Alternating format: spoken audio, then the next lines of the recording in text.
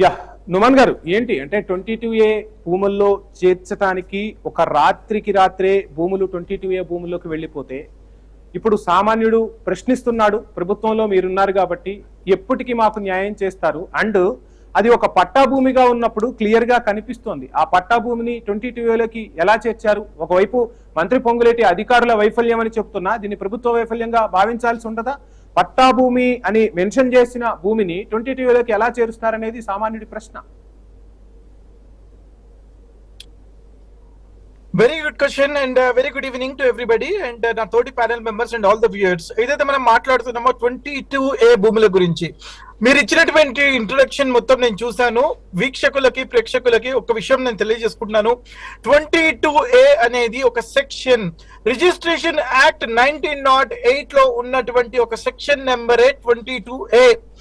ఆ 22A ఏమని చెప్తుంది అని అంటే, డౌట్ఫుల్ ప్రాపర్టీ, ఒక ప్రాపర్టీ ఒకవేళ అది గవర్నమెంట్ ప్రాపర్టీ అయినా సరే, ఎండోమెంట్ ప్రాపర్టీ అయినా సరే, వక్ఫ్ బోర్డ్ ప్రాపర్టీ అయినా సరే, మిలిటరీ ప్రాపర్టీ అయినా సరే, మరొక ప్రాపర్టీ అయినా సరే, దాని మీద రెస్ట్రిక్షన్స్ ఇస్తూ దాని తర్వాత దానికి ఎక్కడ కూడా రిజిస్ట్రేషన్స్ జరగకుండా దానిని రెస్ట్రిక్షన్స్ ఇవ్వడమే 22A సెక్షన్ యొక్క లక్ష్యం. ఇప్పుడు ప్రభుత్వం ఈ రోజు కొత్తగా ఈ సెక్షన్ తీసుకురాలేదు. ఈ చట్టం అనేది ఈ రోజు తీసుకొచ్చినటువంటి చట్టం కాదు, 1908 లో ఉన్నటువంటి చట్టం. దానిని అమెండ్మెంట్స్ అనేవి 99 లో జరిగింది, 2004 లో జరిగింది, దాని తర్వాత మళ్ళీ జరుగుతూనే ఉన్నాయి. ఈ భూములు అనేది ధరణి వచ్చినప్పుడు, డిజిటలైజేషన్ జరిగినప్పుడు చాలా యొక్క ప్రాపర్టీస్ ని, ప్రైవేట్ ప్రాపర్టీస్ పట్టా భూములని 22Aలో వారు పెట్టడం జరిగింది. ఎందుకు పెట్టారు అని అంటే, అది సరిగా ఎంటర్ కాకపోవడం వల్ల, అది డౌట్ఫుల్ ప్రాపర్టీ అని తెలిసినప్పుడు, దాంట్లో ఇష్యూస్ ఏమైనా లిటిగేషన్స్ ఉన్నా సరే, డిమార్కేషన్ జరిగినా సరే, ఓవర్లాపింగ్ ఇష్యూస్ ఉన్నా సరే, దానిని 22Aలో పెట్టడం జరిగింది. ఈ రోజు ప్రభుత్వం వచ్చిన తర్వాత, భూభారతి అని తీసుకొచ్చిన తర్వాత దానికి ఒక చట్టం ఇవ్వడం జరిగింది. ధరణికి ఒక చట్టం లేకుండా ఉండేది, అది ఓన్లీ ఒక సాఫ్ట్వేర్ మాత్రమే. ఈ రోజు భూభారతికి ROR అనే చట్టం అసెంబ్లీలో పాస్ అయిన తర్వాత ఆ చట్టానికి అనుగుణంగా, దాంట్లో ఉన్నటువంటి రిలవెంట్ సెక్షన్స్ కి అనుగుణంగా ఆ చట్టం అమలులో ఉంది. అంటే తెలంగాణలో కాంగ్రెస్ ప్రభుత్వం వచ్చిన తర్వాత మేము సొల్యూషన్స్ ఎతుకుతున్నాము. కొత్తగా ప్లీజ్ ఒక చిన్న సబ్మిషన్.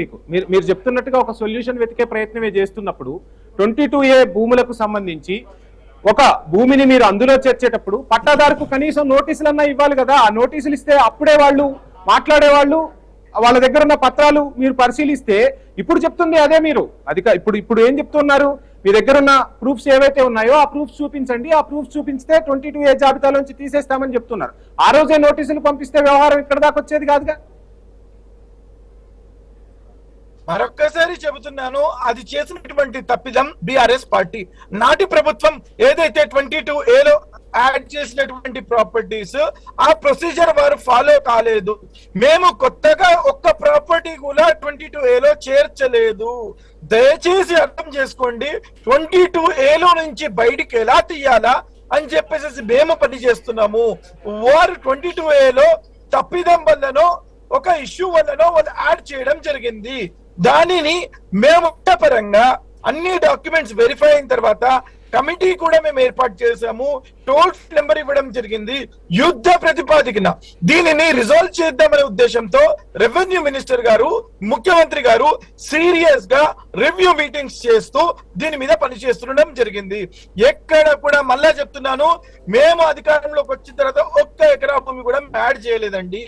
ఇవి ఇంతకు ముందు యాడ్ చేసినటువంటి ప్రాపర్టీస్, ధరణి తీసుకొచ్చిన తర్వాత జరిగినటువంటి తప్పిదాలు, హ్యూమన్ లెక్కల ప్రకారం ధరణిలో 16% జాయిన్ అయితే, 16% 22Aకి జాయిన్ అయితే, కాంగ్రెస్ సర్కార్ తీసుకొచ్చిన భూభారతిలో ఆ పర్సంటేజ్ అనేది 50 నుంచి 60% వరకు పెరిగిందనేది తాజా గణాంకాలే చెప్తూ ఉన్నాయి.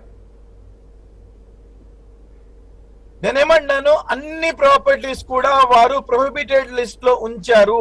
అవి డిస్క్లోజ్ అవ్వలేదు, ఎవరికి కూడా మాడ్యూల్ ఎక్స్పోజ్ అవ్వలేదు.